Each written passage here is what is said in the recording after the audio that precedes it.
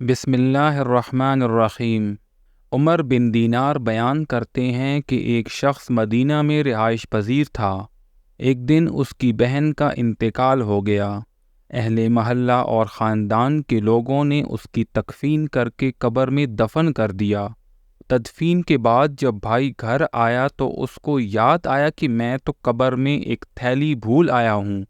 وہ بہت پریشان ہوا، چنانچہ اس نے اپنے دوست کو ساتھ لیا اور بہن کی قبر پر جا کر قبر کھودی اور اپنی تھیلی نکال لی۔ اس نے اپنے دوست سے کہا کہ تم ذرا قبر سے باہر جاؤ، میں دیکھتا ہوں کہ میری بہن کس حالت میں ہے۔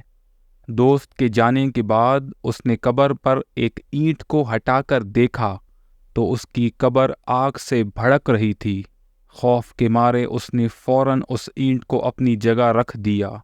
بہت پریشانی کے عالم میں گھر آیا اور ماں سے پوچھا کہ بہن کا کیا حال تھا۔ ماں کہنے لگی وہ دیر سے نماز پڑھتی تھی اور اکثر اوقات بغیر وضو کے نماز پڑھ لیا کرتی تھی، اور دوسری بری عادت اس میں یہ تھی کہ پڑوسیوں کے دروازوں پر کان لگا کر ان کی باتیں سنتی تھی اور ادھر کی ادھر باتیں پھیلاتی تھی۔ اسی طرح ایک دفعہ حضرت عیسیٰ علیہ السلام کا گزر ایک ویران گاؤں سے ہوا۔ اس گاؤں میں ہر طرف ویرانی ہی ویرانی تھی۔ آپ علیہ السلام نے اللہ تعالیٰ سے دعا کی کہ اے اللہ، اس گاؤں کو بولنے کی طاقت عطا فرما۔ چنانچہ اللہ تعالیٰ نے حضرت عیسیٰ علیہ السلام کی دعا قبول فرمائی اور وہ گاؤں بولنے لگا۔ اے اللہ کے نبی، آپ کیا چاہتے ہیں؟